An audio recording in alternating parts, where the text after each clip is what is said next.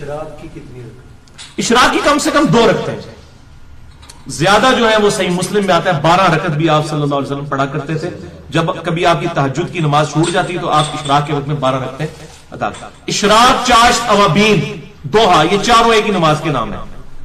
اس کو اوابین بھی کہا گیا صحیح مسلم میں. جب اونٹوں کے بچوں کے پاؤں جلنے لگ پڑے تو توبہ کرنے والوں کی وہ نماز ہے 10-11 بجے کے قریب.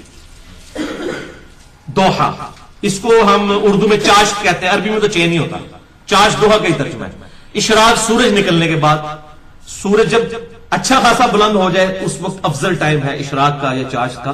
آپ پڑھ سکتے ہیں 2 نفل کم سے کم ہے. وہ صحیح مسلم میں حدیث ہے کہ جسم کے ہر جوڑ کے عوض جو ہے وہ صدقہ ہے، اور جسم کے 360 جوڑ ہیں ان تمام کی طرف سے 2 رکعتیں اشراق کی یا دعا کی کفایت کر جائیں گی. اور بخاری اور مسلم میں حدیث ہے کہ سیدنا ابو ہریرہ کہتے ہیں مجھے نبی صلی اللہ علیہ وسلم نے 3 کاموں کی وصیت کی: رات کو سونے سے پہلے وتر پڑھ لینا، مہینے میں 3 روزے رکھنا، اور اشراق کی نماز پڑھنا. انہی حدیثوں کی وجہ سے بعض لوگ اشراق کی نماز کو سنت موقدہ بھی کہہ دیتے ہیں علماء عرب میں سے، لیکن وہ بات ٹھیک نہیں ہے. سنت موقدہ نہیں ہے، سنت موقدہ وہی 12 ہیں: 2 فجر سے پہلے، 4 زور سے پہلے، 2 زور کے بعد، 2 مغرب کے بعد، 2 عشاء کے بعد. باقی نمازوں کی ٹائمنگ کے اوپر، نماز کی رکعتوں کی تعداد کے اوپر میرا مسئلہ نمبر ہے 30، وہ آپ دیکھ لیں، میں نے اس میں ڈیٹیل کے ساتھ بتایا ہوا ہے. اور یہ حدیث صحیح ہے، یہ کہتے ہیں کہ فجر کی نماز کے بعد بیٹھے ذکر کرتا رہے؟ ضعیف ہے روایت جی. صحیح مسلم میں یہ حدیث ہے کہ آپ صلی اللہ علیہ وسلم فجر سے اشراق تک مسجد میں بیٹھتے تھے. یہ جو حدیث ہے نا کہ جی 1 حج اور 1 عمرے کا ثواب ملے گا، یہ روایت صحیح ہے. البتہ چونکہ سنت سے ثابت ہو گیا اتنی دیر آپ بیٹھتے تھے تو مسجد میں بیٹھنا چاہیے. اور اس سے بھی آسان وظیفہ جو 3 دفعہ صحیح مسلم میں آیا، آپ 4 کلمات 3 دفعہ پڑھ لیں: سبحان اللہ وبحمدہ عدد خلقہ ورضا نفسہ وزنۃ عرشہ ومداد کلماتہ. یہ کلمات اگر آپ پڑھ لیں، سبحان اللہ وبحمدہ 1 دفعہ ہو گیا نا، یہ 1 کلمہ اس کے ساتھ ہے عدد خلقہ ورضا نفسہ وزنۃ عرشہ ومداد کلماتہ. یہ 4 کلمات بن گئے، چاروں کے ساتھ سبحان اللہ وبحمدہ آ گیا. یہ 3 دفعہ پڑھ لیں تو آپ کو فجر سے لے کر اشراق تک عبادت کرنے سے زیادہ ثواب مل جائے گا. تو موجود ہے الحمدللہ، اس میں تو کوئی مسئلہ نہیں ہے، آپ کر سکتے ہیں، کوئی ایشو نہیں ہے. یہ بڑا آسان طریقہ ہے، تو ثواب بھی ملے گا، آپ اشراق بھی پڑھیں.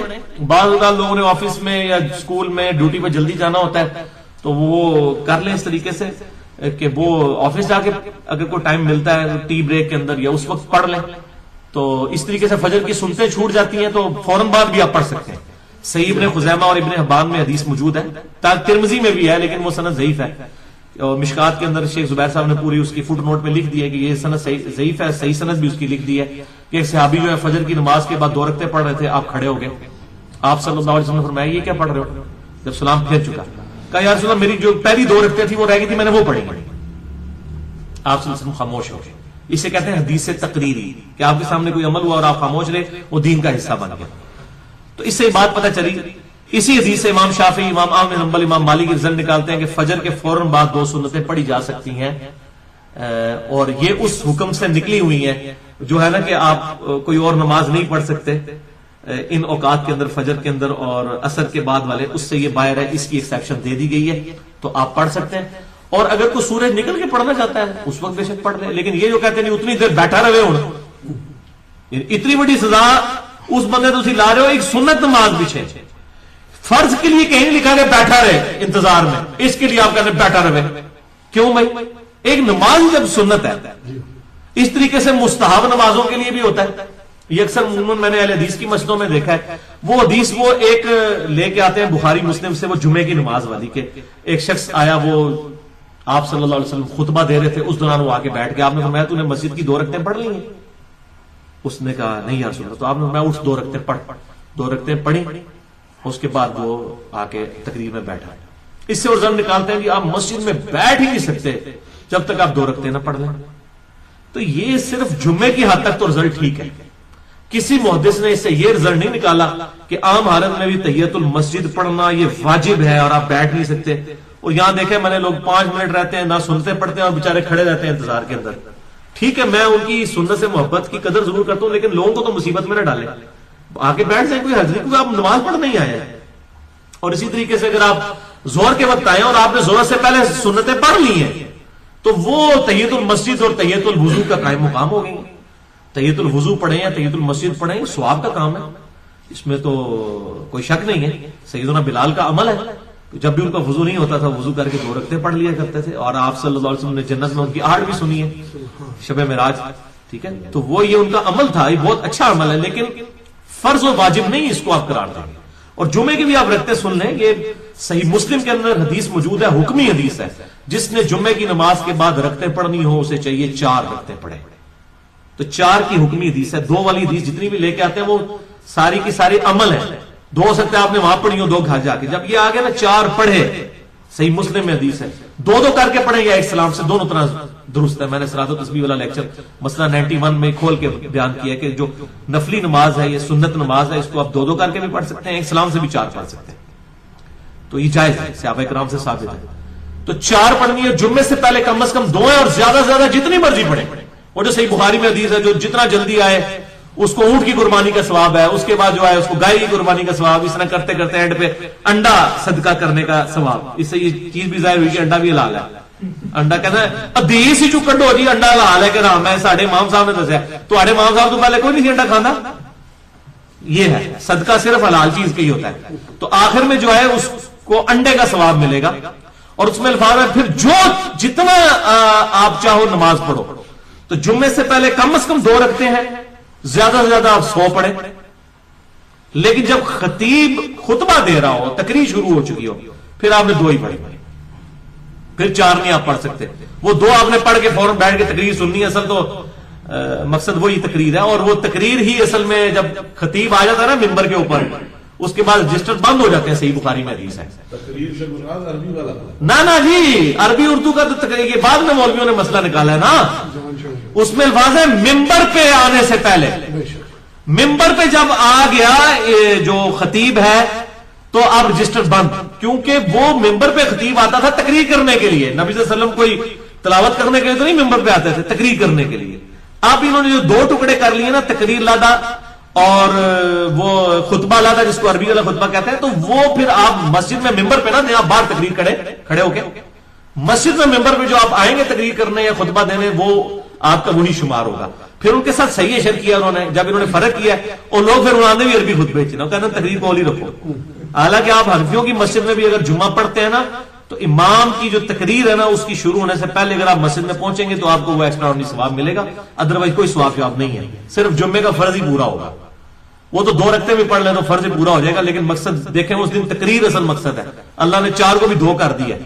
اصل مقصد تو وہ تقریر ہے, تذکیر کے لیے ہوتا تھا. سورہ قاف پڑھا کرتے تھے آپ صلی اللہ علیہ وسلم, صحیح مسلم میں آتا ہے. وہ تذکیر کے لیے تقریر ہوتی ہے, اس لیے 4 رکعتیں کام کی گئی ہیں اور 2 رکعتیں. اچھا, اس حوالے سے بعض ایک روایت بھی ہے, وہ ضعیف سند کے ساتھ ہے سنن دارقطنی کے اندر, کہ اگر کوئی شخص جمعے میں صرف تشہد میں آ کے ملے تو 4 رکعتیں پڑھے. تو یہ روایت صحیح نہیں ہے. صحیح یہی ہے کہ اگر وہ جمعے کے تشہد میں سلام سے پہلے امام سے مل بھی جاتا ہے نا, تو وہ پھر 2 رکعتیں ہی پڑھے گا. اور اگر اس کی رہ گئی ہے تو پھر وہ 4 فرض پڑھ لے اس کے زور کے. اور سفر میں تو جمعہ آپ صلی اللہ علیہ وسلم سے ثابت نہیں ہے. ٹھیک ہے, اگر وہ پڑھ لیتا تو جواز کیا تھا, کہ ادروائز سفر میں آپ صلی اللہ علیہ وسلم نے 2 فرض ظہر کے ہی پڑھے, سفر میں جمعہ چھوڑ دیا. ظاہر ہے سفر کے اندر ویسے ہی بندہ تھکا ٹوٹا ہوتا ہے, تقریر کون سنے.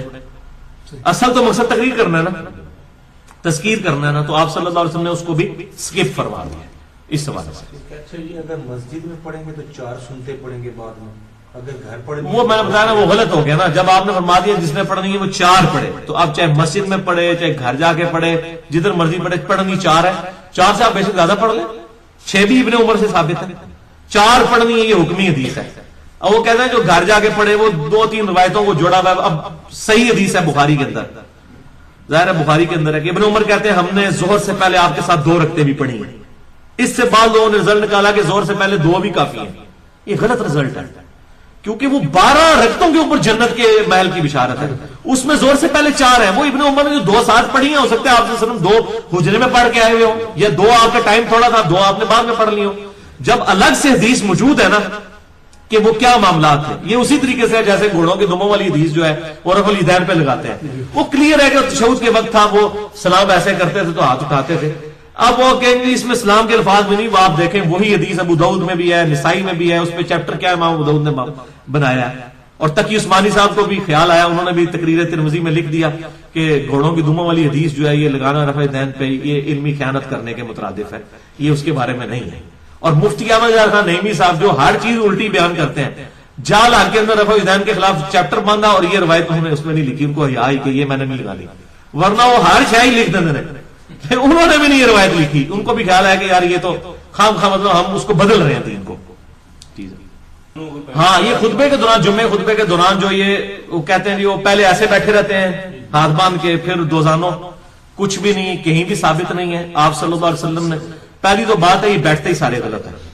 احادیث میں جو ملتا ہے وہ یہ ہے کہ صحابہ کرام آپ صلی اللہ علیہ وسلم کی طرف رخ کر کے بیٹھتے تھے، یعنی گول دائرے میں بیٹھتے ہیں، جس طرح ابھی یہ ادھر بیٹھے انہوں نے میری طرف منہ کیا، ادھر والے ادھر کیا، ادھر یہ قبلہ کی طرف منہ کر کے بیٹھنا جمعے کے خطبے کے دوران یہ تو اس کا مقصد ہی نہیں ہے. تقریر آپ نے سن رہے ہیں، یہ قبلے کی طرف کیوں منہ کیا ہوا ہے؟ خطیب کی طرف منہ کرنا ہے اور ایسے دائرہ بنا کے اس کے گرد بیٹھے، وہ پورا سیمی سرکل بنا کے اس کی طرف متوجہ رہنا ہے. اور اس میں صرف آپ نے ایک چیز سے منع کیا، وہ ہے احتبا کر کے بیٹھنا. ویسے احتبا کرنا سنت ہے، آپ صلی اللہ علیہ وسلم فجر سے اشراق تک احتبا کر کے مسجد میں بیٹھتے تھے، دونوں گھٹنے کھڑے کر کے اور ایسے ان کو پکڑ لینا. اس طرح مسجد میں بیٹھنا سنت ہے، چوکڑی مار کے بیٹھنا بھی، دوزانوں بھی، یہ بھی. لیکن آپ صلی اللہ علیہ وسلم کی ابو داؤد میں حدیث ہے کہ جمعے کے خطبے کے دوران ایسے کوئی نہ بیٹھے، کیونکہ اس میں ریلیکس ہوتا ہے، مطلب وہ نیند آ جاتی ہے، تو اٹینٹو ہو کے بیٹھنا ہے. اس کے علاوہ آپ جس طریقے مرضی سے بیٹھیں وہ ٹھیک ہے. یہ جو انہوں نے کیا ہوا ہے پہلے ادھر بیٹھے رہتے ہیں، دوسرے وہ یہ کہتے ہیں جی، وہ پھر اس میں کہتے ہیں جی وہ چونکہ 2 خطبے ہیں تو 2 رکعتاں گھٹ گئی نے جمعے دیاں تے او دی جگہ 2 خطبے آ گئے نے، وہ پھر وہ اپنی نماز پوری کر رہے ہوتے ہیں. ٹھیک، ہاں یہ پیچھے اس کی تھیم ہوتی ہے.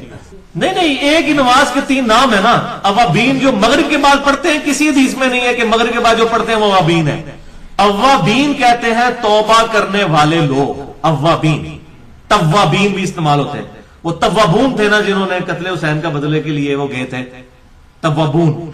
تو اوابین یہ مسلم شریف کے الفاظ ہے کہ اوابین کی نماز اس وقت ہے جب کہ اونٹنی کے بچے کے پاؤں دھوپ کی وجہ سے، زمین گرم ہونے کی وجہ سے جلنے شروع ہو جائے.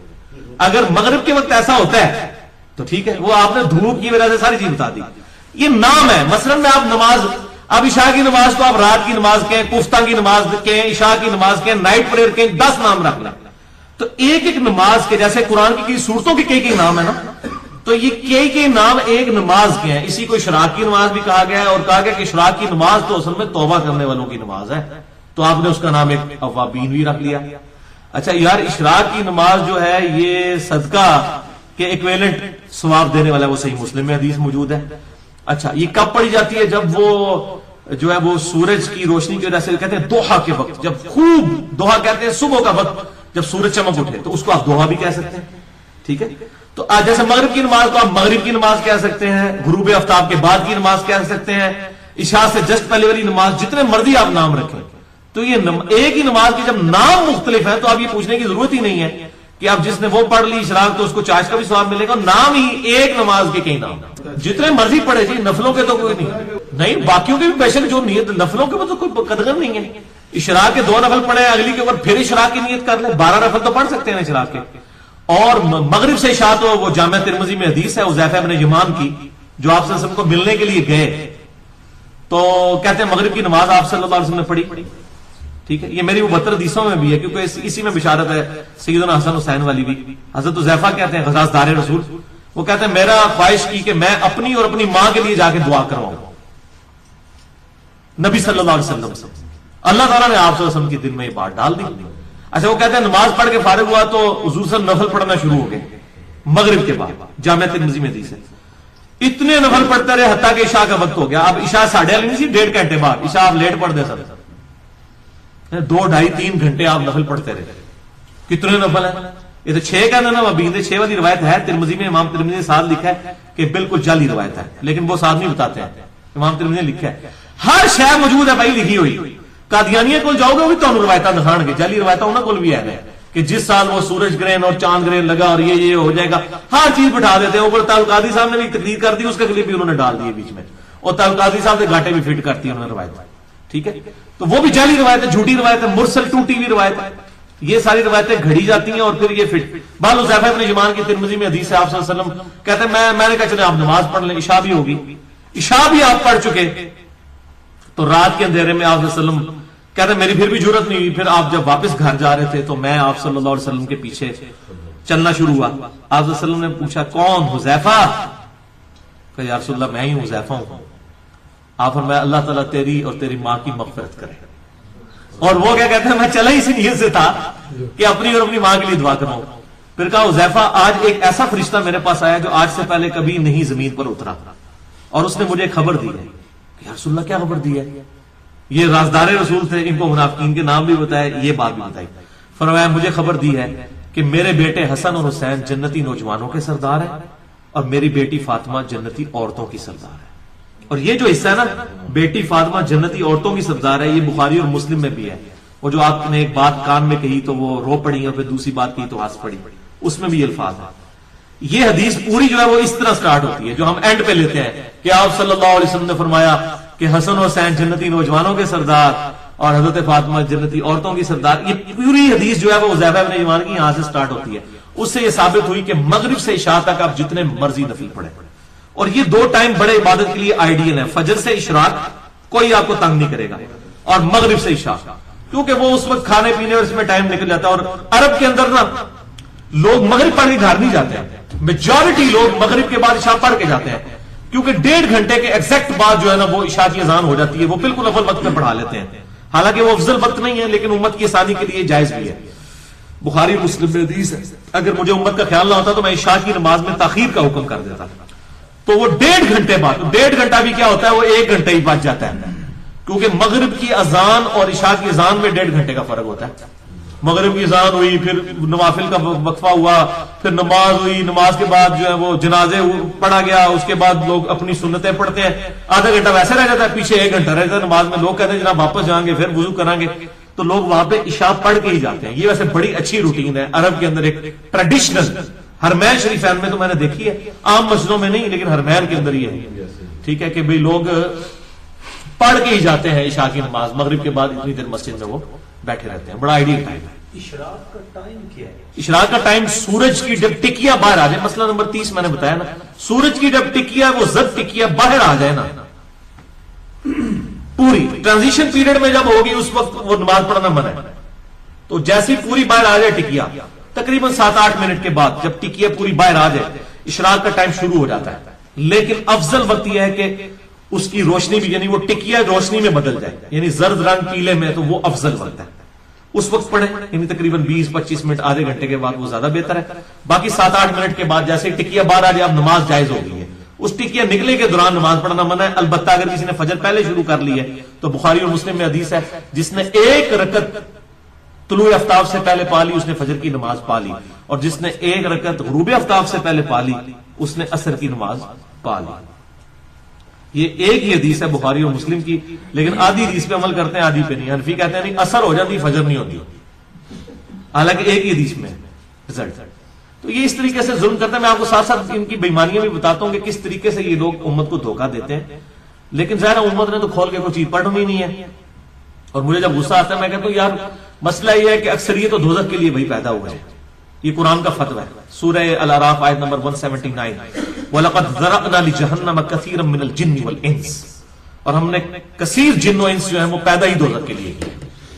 اور ساتھ اللہ نے وجہ بتائی ہے ان کی آنکھیں ہیں دیکھتے نہیں, کان ہے سنتے نہیں, عقل ہے استعمال نہیں کرتے. اولئک کالانعام بل هم اضل, یہ تو چوپایوں کی مانند ہے بلکہ ان سے بھی گہری گزرے. تو جب عوام الناس سیدھی سیدھی نہیں ہے اللہ کے لیے تو پھر عوام اسی طریقے سے چلے گی, بھوگتے ہیں, کیا کریں گے, سیدھی سی بات. فجر کی نماز لیٹ ہو جاتا ہے, جماعت نکل جائے تو گھر پڑھ سکتے ہیں. ہاں نماز جب نکل جائے تو گھر پڑھنے سے اس لیے منع کیا جاتا ہے کہ مسجد میں چلے جائیں, ہو سکتا ہے آپ کو کوئی اور جماعت چھوٹی بھی مل جائے, یعنی بعد میں بھی جماعت کروا سکتے ہیں نا. ترمذی میں ایک ضعیف روایت ہے لیکن صحیح روایتیں اور کتابوں کے اندر بھی موجود ہیں کہ آپ جو ہے وہ دوسری جماعت بھی کروا سکتے ہیں, تیسری بھی کروا سکتے ہیں, چوتھی بھی کروا سکتے ہیں, لیکن عادت نہ بنائیں کہ آپ جان بوجھ کے لیٹ ہونا شروع کر دیں.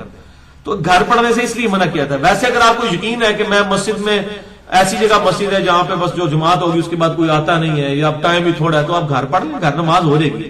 وہ گھر پڑھنے سے اس صورت میں منع کیا گیا ہے جب آپ مسجد میں جماعت چھوڑ دیتے ہیں. ویسے اگر کوئی لیٹ ہے جہاں مرضی پڑھے.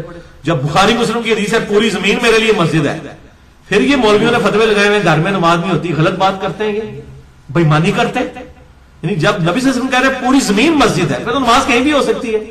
وہ اس لیے ترغیب کے لیے کہ آپ کی فجر کی یا زہر کی جماعت رہ گئی ہے تو آپ مسجد میں چلے جائیں, کوئی لیٹ آیا ہوا مل جائے گا تو جماعت ہو جائے گی. یہ نہیں ہے کہ گھر میں نماز ہی نہیں ہوتی ہے. اگر جماعت چھوٹ گئی تو ظاہر اب آپ کہیں کہ میں اتنی دور جاؤں گا, ہونا بھی کچھ نہیں, میں گھر ہی پڑھ لوں, تو ٹھیک ہے, جائز ہے, کیوں نہیں جائز. اور سوال کسی آپ بس جب طلوع ہو جائے اس وقت پھر پڑھ لیں, وہ تو صحیح مسلم میں حدیث ہے, آپ صلی اللہ علیہ وسلم کے ساتھ بھی ایسا ہوا تھا, اسی وقت آپ پڑھ لیں نماز. نہیں, اس میں یہ ہے کہ آخری اگر کسی کی ایک رکعت چھوٹ گئی ہے تو وہ اب جب آخر میں پڑھے گا وہ اس کی چوتھی رکعت ہوگی نا, تو چوتھی رکعت رفع یدین سے شروع نہیں ہوتی ہے, تیسری اور پہلی رفع یدین سے ہوتی ہے.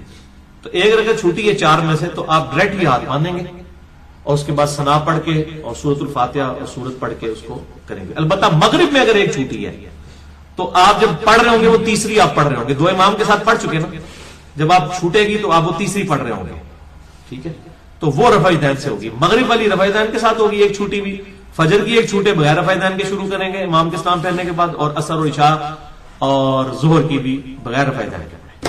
وہ اجتہادی مسئلہ ہے, اس میں کوئی ڈیٹیل نہیں ملتی ہے. اگر آپ کرنا چاہتے ہیں کر لیں, نہیں کرنا چاہتے نہ کریں, اس میں کوئی مسئلہ نہیں ہے, وہ اجتہادی مسئلہ ہے. اگر آپ امام کو فالو کرنا چاہتے ہیں, لیکن کم از کم آپ کے رفع الیدین وہ پورے ہونے چاہیے جو طاق رفتوں والے ہیں. اگر زیادہ بھی ہو جاتے ہیں کوئی حرج نہیں ہے. سجدوں میں بھی رفع الیدین ثابت ہے, زیادہ رفع الیدین کا تو کوئی مسئلہ نہیں ہے. حضرت انس بن مالک سے ثابت ہے نا, جز رفع الیدین میں امام بخاری لے کے آئے, تو زیادہ ہو جائے تو کوئی مسئلہ نہیں ہے. لیکن ہر مسئلے کے لیے میں آپ کو ایک ہی دعا بتا دیتا ہوں. اکثر لوگ مجھے ای میل کرتے ہیں جی روزگار کے لیے, کوئی کہتا ہے جی اولاد کے لیے, کوئی کہتا ہے جی پریشانی دور کرنے کے لیے, کوئی کہتا ہے جی جو رزق میں برکت کے لیے, کوئی کہتا ہے بیماری دور کرنے کے لیے کوئی دعا بتا دیں. بھائیو ہم آپ کو 50 دعائیں نہیں بتاتے ہیں, ایک دعا بتاتے ہیں, ایک دعا جو اکثر مسلمانوں کو پہلے ہی آتی ہے, اس کو ترجمے کے ساتھ یاد کر لیں اور اس دعا کو آپ ہر جگہ پڑھیں جس مقصد کے لیے پڑھیں.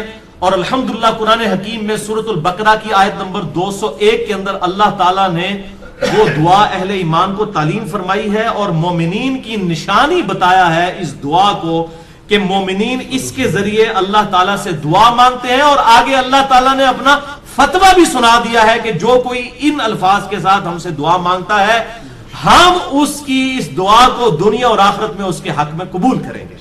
الحمدللہ.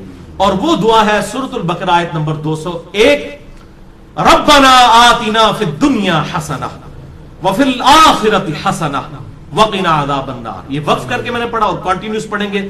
ربنا آتنا فی الدنیا حسنۃ وفی الآخرۃ حسنۃ وقنا عذاب النار. اب اس کا ترجمہ بھائیو یاد کرنا کوئی راکٹ سائنس ہے.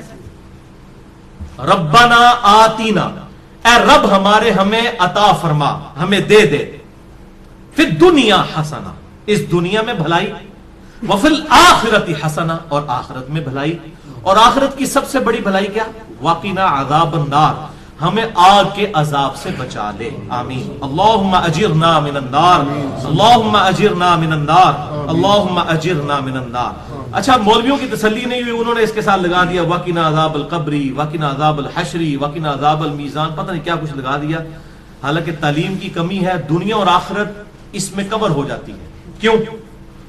پھر دنیا حسنہ میں پوری دنیا کور, وفی الآخرۃ حسنہ میں قبر بھی کور, میدان حشر بھی کور, میزان عمل بھی کور. کیوں؟ بخاری اور مسلم کی متفق علیہ حدیث ہے کہ آپ صلی اللہ علیہ وسلم نے فرمایا جو شخص مر گیا اس کی قیامت قائم ہو گئی, مرتے ہی قیامت قائم ہو گئی. اور بخاری اور مسلم کی متفق علیہ حدیث ہے کہ آپ صلی اللہ علیہ وسلم کی وفات کے دنوں میں سیدہ عائشہ کہتی ہیں میرے بھائی نے مسواک اٹھائی بھی تھی, آپ نے مجھ سے مانگی, میں نے انہوں نے چبانے ہی شروع کی تو وہ چبائی نہ گئی, سخت تھی, تو میں نے اپنے منہ میں چبا کر آپ صلی اللہ علیہ وسلم کے منہ میں ڈالی.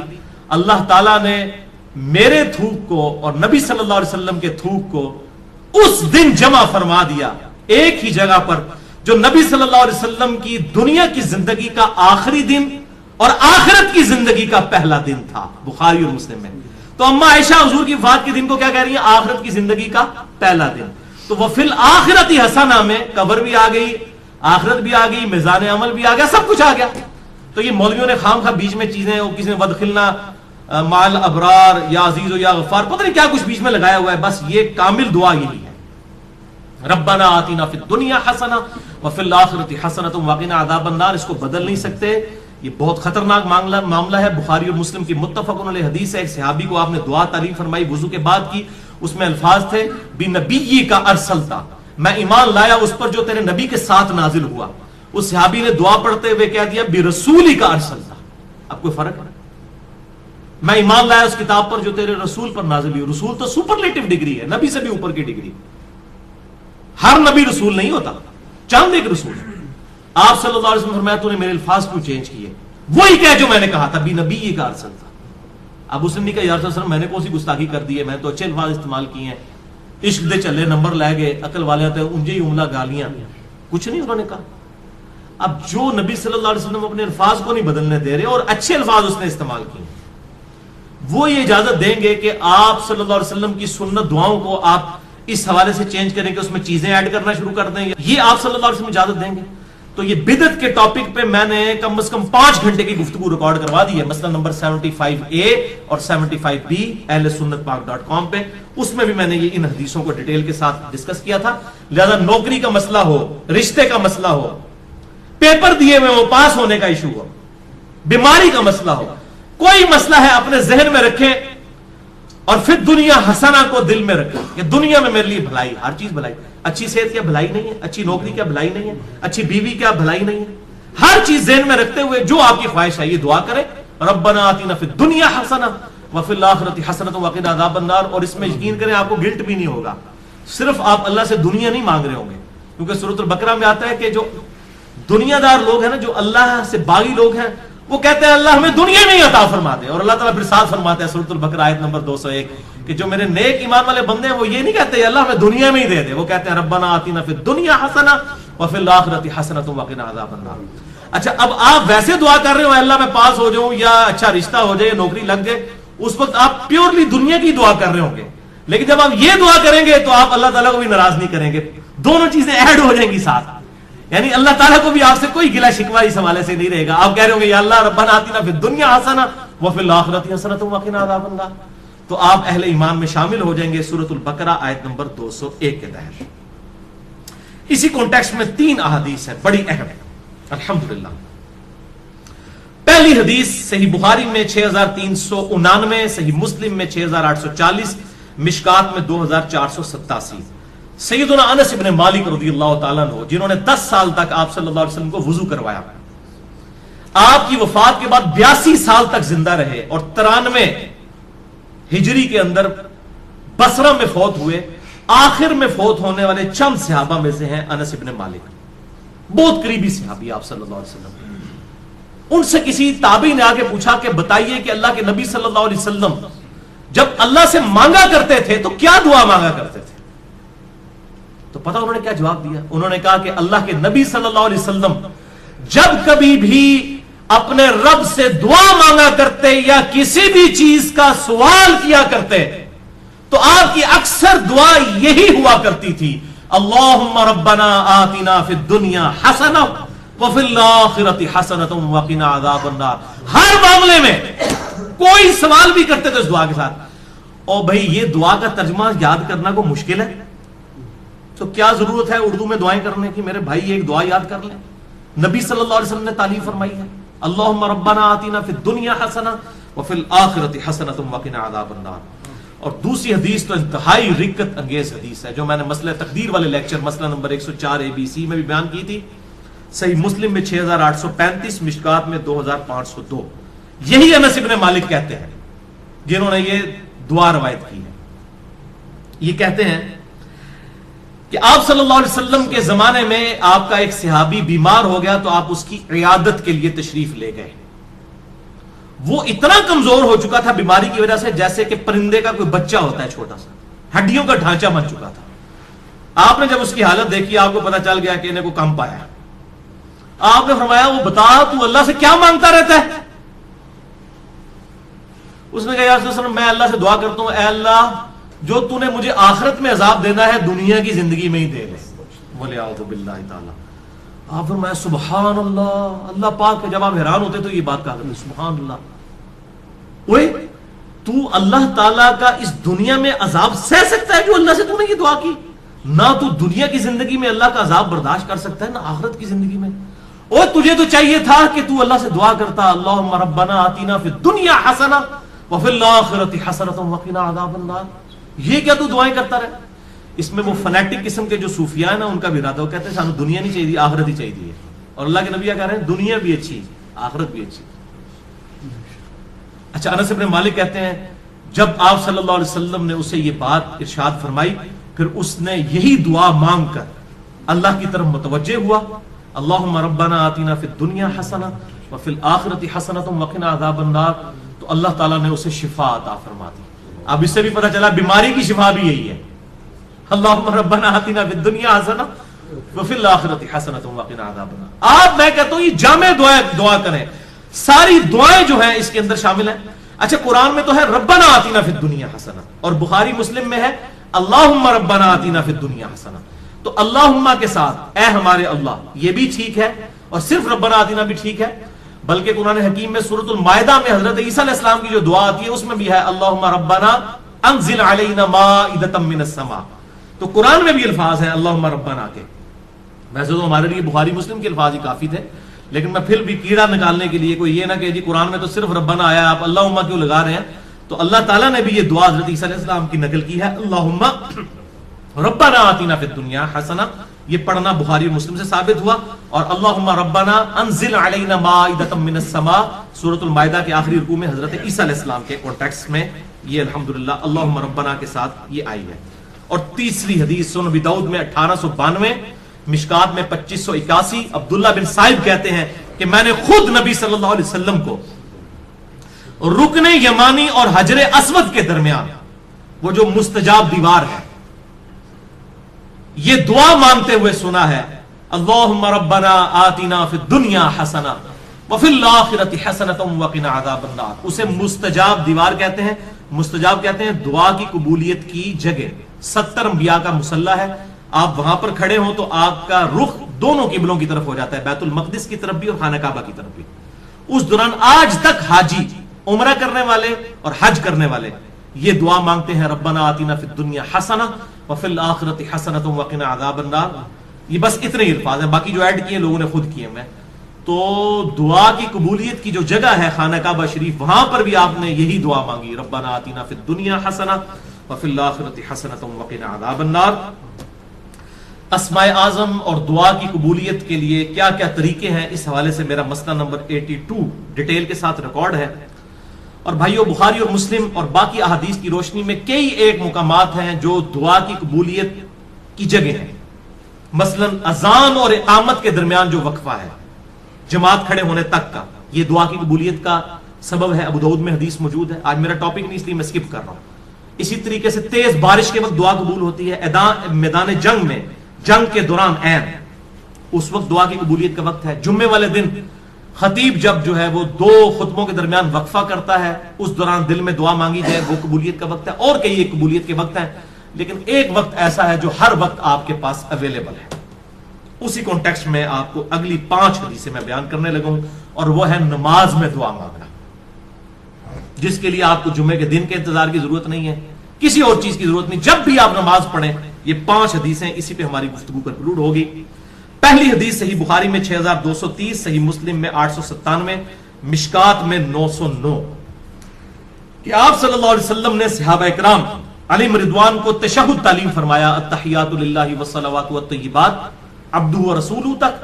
اور اس کے بعد آپ صلی اللہ علیہ وسلم نے فرمایا جب یہ تشہد پڑھ چکو، اس کے بعد جو من پسند دعا ہو وہ تم اپنے رب سے مانگ سکتے ہو، جو بھی من پسند، یعنی جو بھی دعا مانگنی ہے. آپ کتاب و سنت میں اگر کوئی دعا آئی ہے وہ بھی مانگ سکتے ہیں، اس کے علاوہ بھی کوئی مانگ سکتے ہیں، لیکن مانگیں گے عربی میں. عربی سمبل آف یونٹی ہے مسلمانوں کا. اور ویسے ایک دعا ہی اللہم ربنا آتنا فی الدنیا حسنہ وفی الآخرۃ حسنۃ وقنا عذاب النار، یہی کافی ہے. بل اس حدیث میں عدم ذکر ہے درود ابراہیمی کا، وہ اگلی حدیثوں میں موجود ہے. صحیح مسلم میں 1739، مشکات میں 1257 میں ہے کہ اما عائشہ کہتی ہیں کہ نبی صلی اللہ علیہ وسلم جب تشہد بیٹھتے اللہ کی حمد بیان کرتے، اس کے بعد دعائیں کرتے.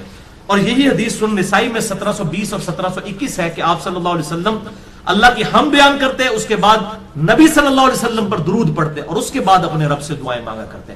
اور یہی ترتیب ہے جو جامع ترمذی میں انٹرنیشنل نمبر کے مطابق 593 نمبر حدیث ہے کہ ایک صحابی تھے، انہوں نے بڑی تیزی سے نماز پڑھی اور اس کے بعد جو ہے وہ بڑی جلدی جلدی دعا مانگنا شروع کی. آپ صلی اللہ علیہ وسلم نے انہیں بلا کر نماز کا طریقہ سکھایا اور دعا مانگنے کا خصوصاً طریقہ اس میں موجود ہے کہ سکھایا، اور آپ صلی اللہ علیہ وسلم نے فرمایا کہ دعا میں جلدی نہ کرو، پہلے اللہ کی حمد بیان کرو، اس کے بعد دروشی پڑھو، پھر دعا مانگا کرو۔ اتنے میں ایک اور شخص آیا جس نے اللہ کی حمد بیان کی، دروشی پڑھا، پھر دعا مانگی، تو آپ نے 2 دفعہ فرمایا سل تعطا، سل تعطا، مانگ تجھے دیا جائے گا، مانگ تجھے دیا جائے گا۔ یعنی درود شریف اور اللہ کی حمد یہ پروٹوکول ہے دعا کی قبولیت کا۔